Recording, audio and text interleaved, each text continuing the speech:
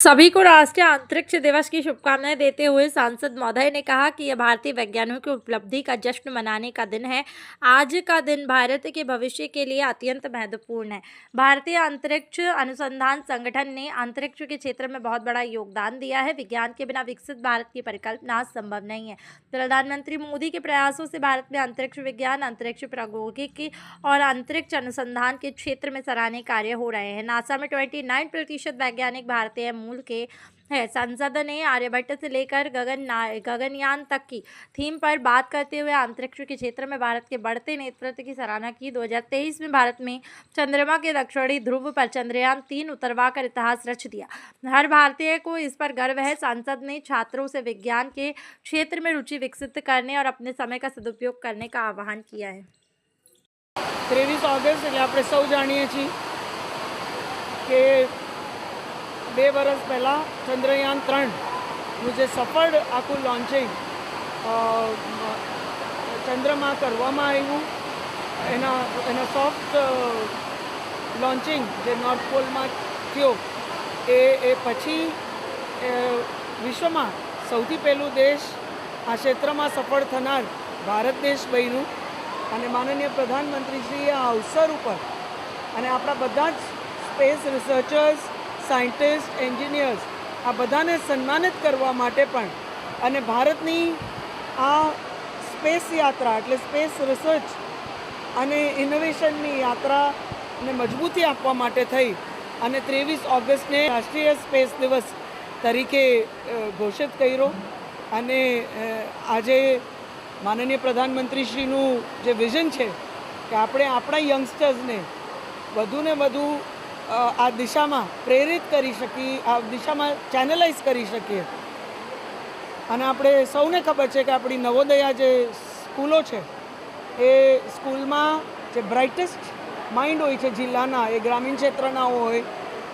શહેરના હોય, એ વિદ્યાર્થીઓ અભ્યાસ કરતા હોય છે અને એટલે એમના જ વિચારથી કેન્દ્ર સરકારે નક્કી કર્યું, શિક્ષણ મંત્રાલયે નક્કી કર્યું, માનનીય ધર્મેન્દ્ર પ્રધાનજીએ પણ કે આપણે આની ઉજવણી નવોદયાના કેમ્પસમાં સમગ્ર દેશમાં સાંસદો પોતપોતાના ક્ષેત્રની નવોદયામાં જઈ અને વિદ્યાર્થીઓ સાથે આજનો દિવસ સાયન્ટિસ્ટોની ઉપસ્થિતિમાં આ દિશામાં યોગદાન દેનાર આગેવાનો કોઈ હોય એ ક્ષેત્રના એમની ઉપસ્થિતિમાં અને મુખ્યત્વે વિદ્યાર્થીઓ સાથે આજનો આ દિવસ ઉજવે અને આપણે જોયું એ પ્રમાણે ખૂબ ઉત્સાહથી વિદ્યાર્થીઓએ આજનો દિવસ આજના દિવસને જે સિમ્બોલિક કાર્યો હોય એ તમામ એ રંગોળીના માધ્યમથી, મોડલ્સના માધ્યમથી, એ રોકેટ મોડલ્સ હોય, મિસાઇલ મોડલ્સ હોય, એના માધ્યમથી પણ ખૂબ સુંદર રીતે ઉત્સાહથી કે આજે સાયન્સનું કોઈ બેરિયર્સ નથી, સાયન્સ બધા બેરિયર્સ હટાવવાનું કામ કરે છે એ પ્રમાણે એમને એક ફ્યુચરિસ્ટિક પ્રદર્શની આ મોડલ્સના માધ્યમથી પણ આપણને અહીંયા એની પ્રતીતિ કરાવી. અહીંયા આપણા સિનિયર સાયન્ટિસ્ટ ડૉક્ટર ભાયાણી સાહેબ પણ વિશેષ અહીંયા ઉપસ્થિત હતા વિદ્યાર્થીઓને માર્ગદર્શન આપવા માટે અને આપણા પ્રધાનમંત્રીશ્રી કહે છે કે ભારતમાં જે ક્ષમતા છે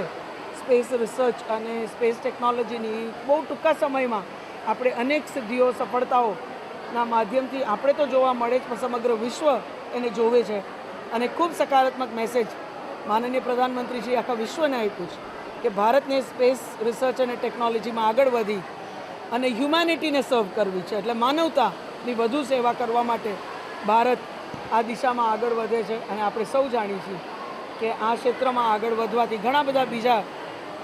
આપણા જે પ્રશ્નો છે આજના દિવસના એ ખેડૂતોના હોય, અન્ય ટ્રાવેલના હોય, સિક્યોરિટીના હોય, વેધર ક્લાઇમેટ ચેન્જના હોય, આ ઘણા બધા પ્રશ્નોને આપણે વાચા આપી શકીએ છીએ અને ઓપરેશન સિંદૂર હમણાં જ જે સફળ આખું આપણા આર્મ ફોર્સીસે આખું ઓપરેશન સિંદૂર જે સફળ કર્યું એ પણ માનનીય પ્રધાનમંત્રીશ્રીના નેતૃત્વમાં ટેકનોલોજીના ઉપયોગથી જ આપણે કરી શક્યા. એટલે આજના સમયે અનિવાર્ય છે ટેકનોલોજી અને પ્રગતિ બંને હેન્ડ ઇન હેન્ડ સાથે જાય છે. તો જ્યારે વિકસિત ભારતની પરિકલ્પના લઈ અને આપણે આગળ વધતા હોય ત્યારે આ ક્ષેત્ર અનિવાર્ય છે ભારતની પ્રગતિ માટે અને દિશામાં આપણા માનનીય પ્રધાનમંત્રીશ્રી ખૂબ જ બળ આપે છે અને આપણે સૌ પણ અને વિશેષ કરીને આવા આપણા બ્રાઇટ માઇન્ડ્સ જે ફ્યુચર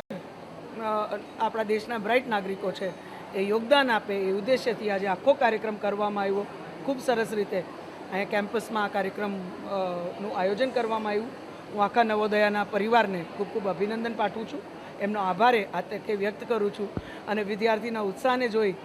અને સ્પેસ રિસર્ચ, સ્પેસ પ્રગતિ, સ્પેસ ટેકનોલોજીમાં આપણું એક ફ્યુચર ખૂબ જ બ્રાઇટ છે એની આપણે સૌએ આજે પ્રતીતિ પણ કહી.